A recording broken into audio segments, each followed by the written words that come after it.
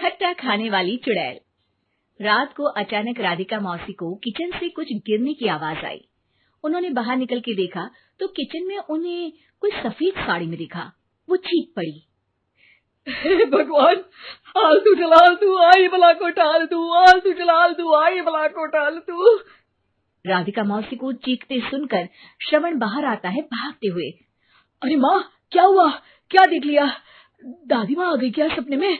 अरे बेटा, रसोड़े में देख तो कौन है? श्रवण रसोड़ी में झांक कर देखता है और उसे कोई नहीं दिखता अंदर। अब रसोड़ी में तो कोई नहीं है माँ। कोई सफेद साड़ी में नहीं है क्या? नहीं माँ, कोई भी नहीं है। चिल्लम चिल्ली की आवाज सुनकर काजल भी वहां आ जाती है। अब क्या हो गया माँ जी? अरे बेटा, रसोड़े में एक चुड़ैल थी सफेद साड़ी में। अरे क्या कर रही थी वो अंदर? अरे बताया नहीं, कल आएगी ना तो पूछ लूंगी। चुड़ैल जी, आपका क्या प्लान है? माँ जी, रात बहुत हो गई है, आपने कोई बुरा सपना देखा होगा, चलिए सो जाइए। राधिका मौसी सोने तो चली जाती है, पर उनको रात भर नींद ही नहीं आती। वो कुछ भी उलझुल बातें सोचने लगती है। कहीं चुड़ैल की वजह से तो घर में टेंशन नहीं हो रहा, कहीं उसी की वजह से तो वो दादी नहीं बन पा रही। सुबह जब राधिका मौसी रसोड़े में छानबीन करती है तो पाती है कि नींबू का अचार गायब है। चुड़ैल नींबू का अचार ले गई, मुझे तो ठीक नहीं लग रहा कुछ। चुड़ैल को भी पता है कि जिंदगी का असली मजा तो खट्टे में ही है। राधिका मौसी झट से श्रवण को फोन कर देती है। बेटा, मुझे समस्या समझ में आ गई है, हमें एक तांत्रिक की जरूरत है। अरे क्या बोल रही हो माँ, तांत्रिक की क्या जरूरत है? आप पूजा पाठ तो कर ही रही हो ना। आलतू जलालतू मंत्र सारे फालतू जैसे कुछ मंत्र पढ़ो, चली जाएगी अपने आप चुड़ैल। अरे नहीं बेटा, कभी चुड़ैल को कम नहीं समझते। अरे तुझे पता भी नहीं चलेगा कि कभी वो छल करके काजल की जगह घर की बहू खुद बन जाएगी। क्या माँ, कुछ भी बोल रही हो? कहाँ काजल और कहाँ चुड़ैल? वैसे एक बात बताओ, काजल को अगर गाने के लिए बोल देना तो चुड़ैल काजल की आवाज सुनकर घर तो क्या, धरती लोग छोड़कर चली जाएगी। तुम ना पढ़े लिखे बच्चे हर चीज को मजाक समझते हो। तुम रहने दो, मैं खुद ही तांत्रिक को बुला लेती हूँ। अच्छा सुन, शाम को इमली लेके आना। क्या है कि चटनी खाए बहुत दिन हो गए है ना। नहीं माँ, इमली तांत्रिक से ही मंगवा लो ना, आटा वगैरह भी उसी से पिसवा लेना। देखो मुझे काम करना है। श्रवण रात को कई तरह की सब्जियों के साथ माँ के कहने पे चटनी के लिए इमली भी ले आया था, लेकिन राधिका मौसी के दिमाग में अलग ही फिल्म चल रही थी।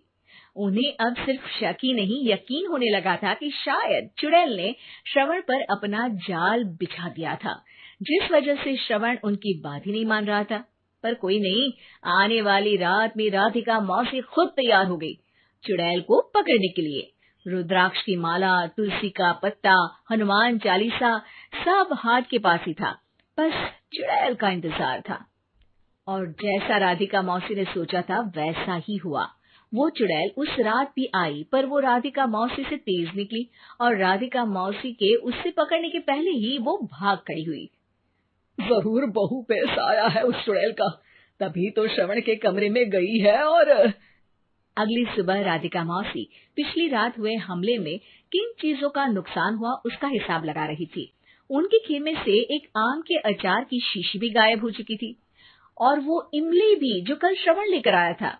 राधिका मौसी इस बारे में सोच ही रही थी कि श्रवण जल्दी से रसोड़े में आकर दवाइयों की पोटली ढूंढने लगता है। अरे बेटा, क्या हो गया? अब माँ, वो काजल की तबीयत खराब है, बहुत घबराहट हो रही है उसे। हे भगवान, मैंने पहले ही कहा था कि तांत्रिक को बुला लेते हैं, पर नहीं। अब देखो, उस चुड़ैल ने काजल को अपने वश में करना शुरू भी कर दिया है। हालांकि श्रवण भूतों में विश्वास नहीं करता था, पर अब वो भी डर जाता है और राजी हो जाता है एक तांत्रिक को बुलाने के लिए। कुछ ही घंटों में तांत्रिक आ जाते हैं और राधिका मौसी तांत्रिक जी को सब बता देती है। घोर संकट, घनघोर संकट, चुड़ैल को मारू जोर चाकट, ओम भट स्वाहा खटखा के आहा। अरे ये क्या मंत्र है? मेरे खुद के ओरिजिनल मंत्र है, कल रात को ही लिखे हैं। अच्छे लगे तो दाद चाहूंगा। एक और मंत्र सुनो, अर्ज किया है, आब्राकडाब्रा, दिल्ली, बम्बई, आगरा, चंदा मामा सोरले, सुरन मामू जारा। ये मंत्र है? अरे कोई 40 वालीसा पढ़ो ना। वक्त कम है, 40 नहीं पड़ेंगे, 20-25 में काम चलाना पड़ेगा। अलग निरंजन जाके लंदन, मुफ्त का मंजान घिस मेरे नंदन। अरे जल्दी करो तांत्रिक जी, जल्दी करो। तांत्रिक अपने उल झलूल मंत्र पढ़ने लगता है। श्रवण को तांत्रिक पे शक होता है। वो अपने एक डॉक्टर दोस्त को कॉल कर देता है ताकि कोई अनहोनी हो तो इमरजेंसी में चीजें मैनेज हो जाए। तांत्रिक धुनी रमाता है, जिसकी वजह से कमरे में काफी धुआं हो जाता है और जिसकी वजह से बहू की घबराहट बढ़ जाती है। अब भागेगी चुड़ैल। हाँ। बहू खांसते हुए धुएं से बचने के लिए बाहर चली जाती है। अरे भाग रही है, भाग रही है।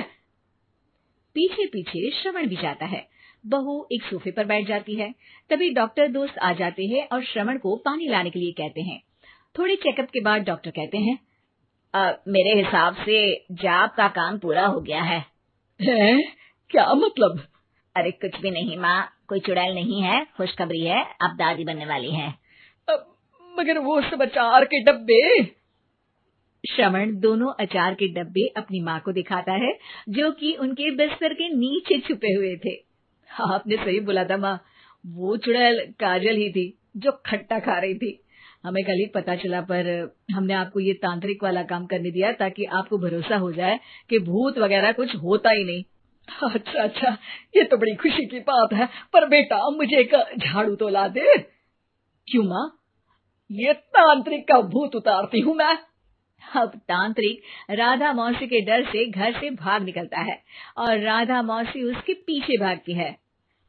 अरे संकट ये घनघोर है, तांत्रिक मुआ चोर है। खट्टा खाने वाली चुड़ैल। रात को अचानक राधिका मौसी को किचन से कुछ गिरने की आवाज आई। उन्होंने बाहर निकल के देखा तो किचन में उन्हें कोई सफेद साड़ी में दिखा। वो चीख पड़ी, हे भगवान, आलतू जलाल तू आई बला को टाल तू, आलतू जलाल तू आई बला को टाल तू। राधिका मौसी को चीखते सुनकर श्रवण बाहर आता है भागते हुए। अरे माँ, क्या हुआ? क्या देख लिया? दादी माँ आ गई क्या सपने में? अरे बेटा, रसोड़े में देख तो कौन है? श्रवण रसोड़ी में झांक कर देखता है और उसे कोई नहीं दिखता अंदर। अब रसोड़ी में तो कोई नहीं है माँ। कोई